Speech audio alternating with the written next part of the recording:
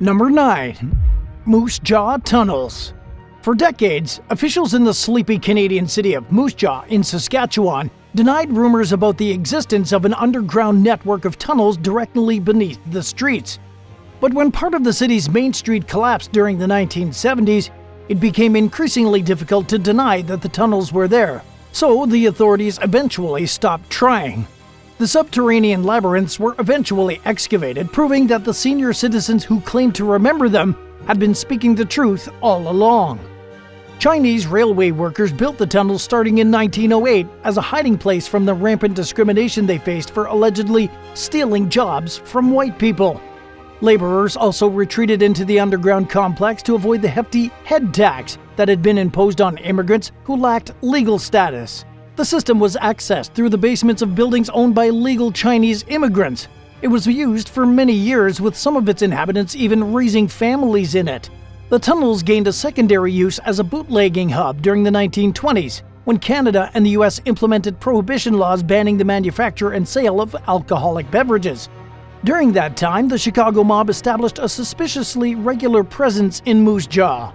The Chinese immigrants who originally inhabited the tunnels reportedly cooperated with the gangsters, while the local police made arrangements of their own to maintain peace with the mob.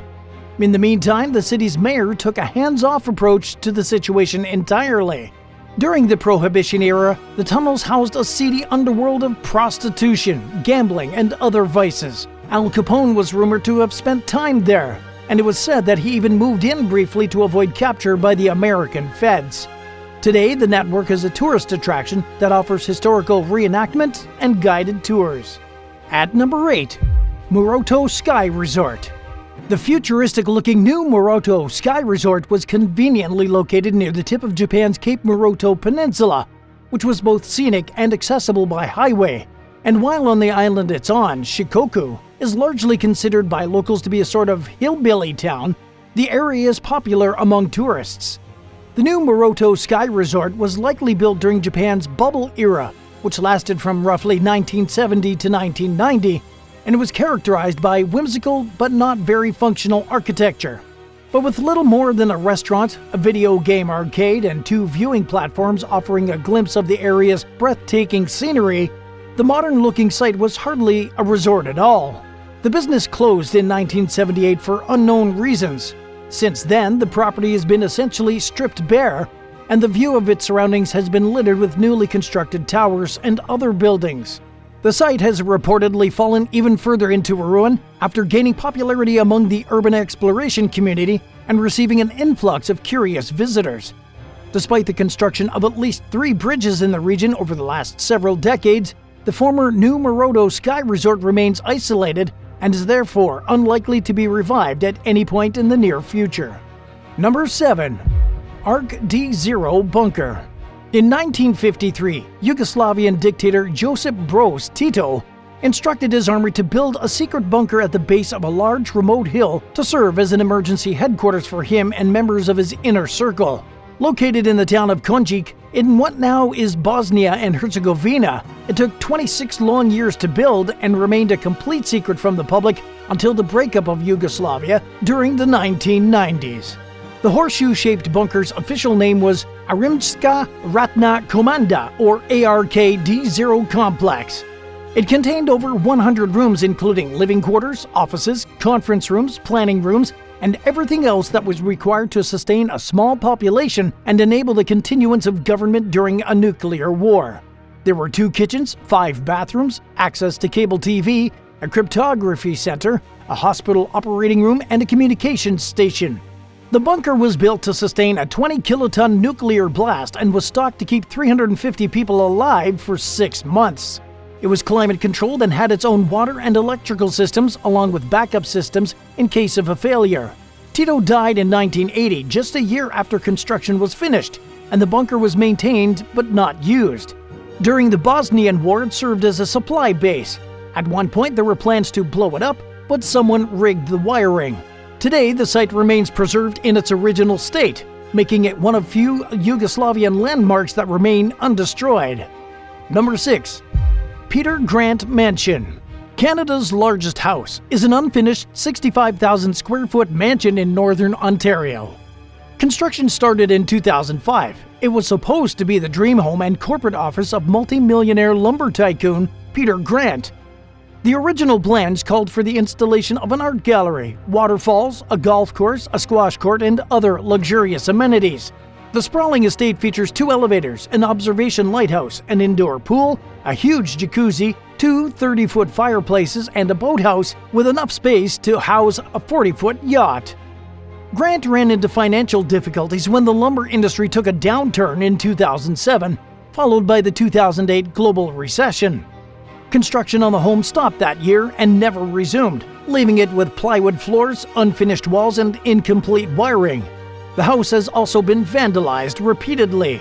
It would reportedly cost just $1 million to complete the mansion, but it sits derelict and fenced off on the shore of Temiskaming, with no trespassing signs dotting the perimeter. The decaying property more closely resembles a derelict industrial facility than an actual home.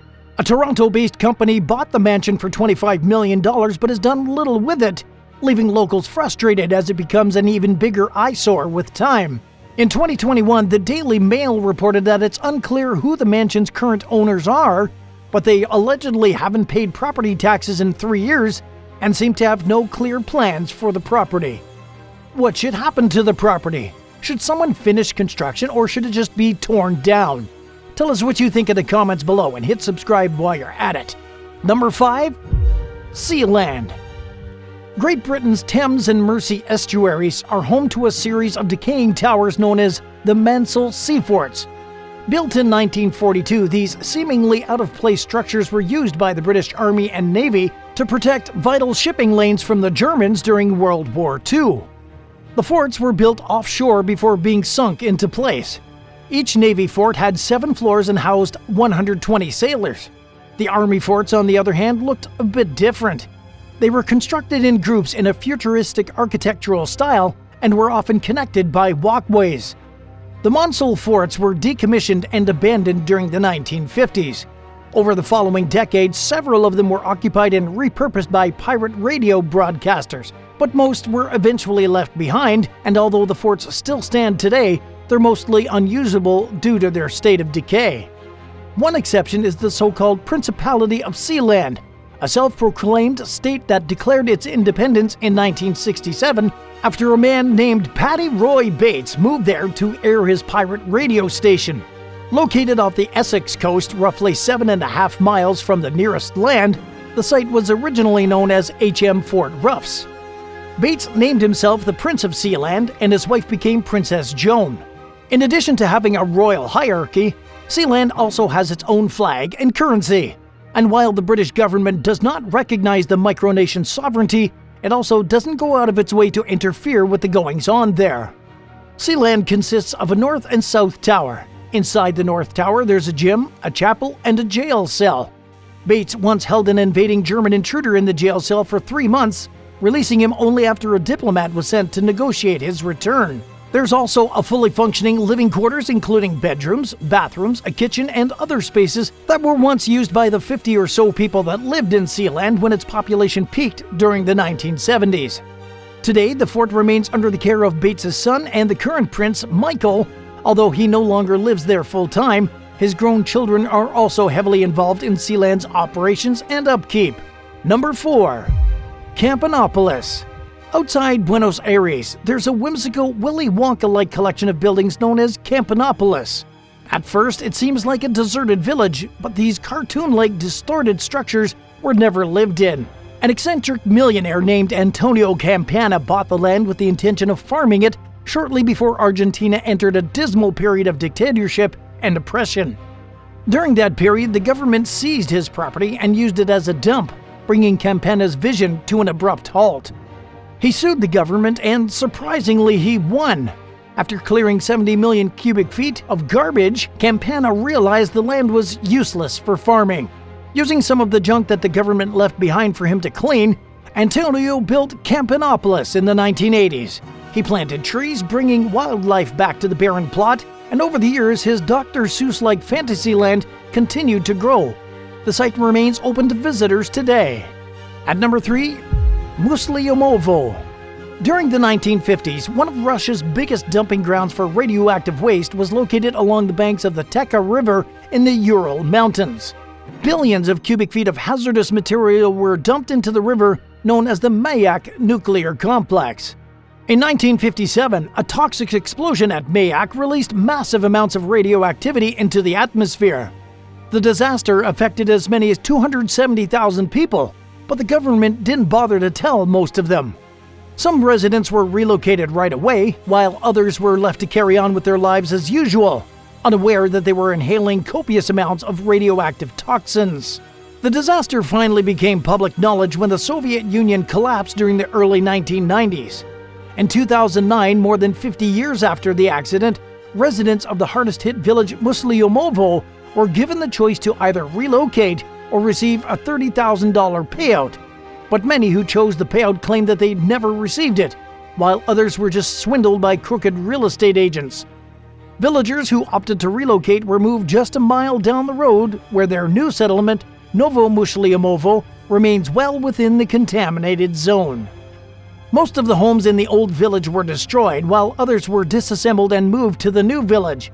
But some buildings remain, including an abandoned school. A handful of remaining residents, mostly belonging to the Tatar ethnic group, are stuck living in what's left of the community because they allegedly lack the proper documents to qualify for help with relocating.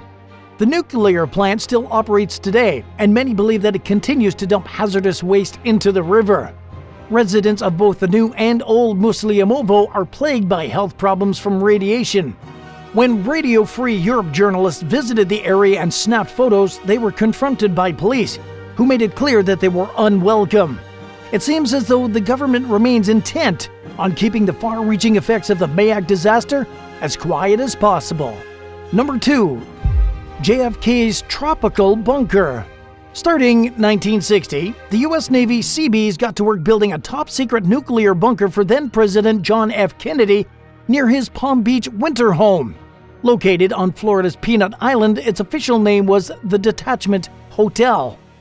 Unlike the typical sprawling Cold War-era bunkers that were designed for the country's leaders and top officials, JFK's fallout shelter was incredibly small.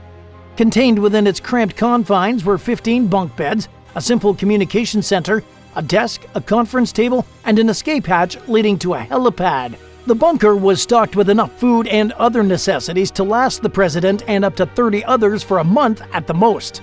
The detachment hotel was never used, and it fell into neglect after Kennedy's assassination in 1963. 11 years later, the government finally acknowledged the site's existence, and it's been under the care of the Palm Beach Maritime Museum since 1995. Spokesperson Anthony Miller told VisitFlorida.com that the bunker would have never withstood a direct hit, and it was intended as a temporary fallout shelter to wait until rescue arrived. It underwent extensive renovations in recent years and welcomes around 12,000 visitors annually. At number 1, the Green Line. The Mediterranean island nation of Cyprus is divided by a UN-controlled buffer zone that keeps ethnic Greeks in the south and ethnic Turks in the north.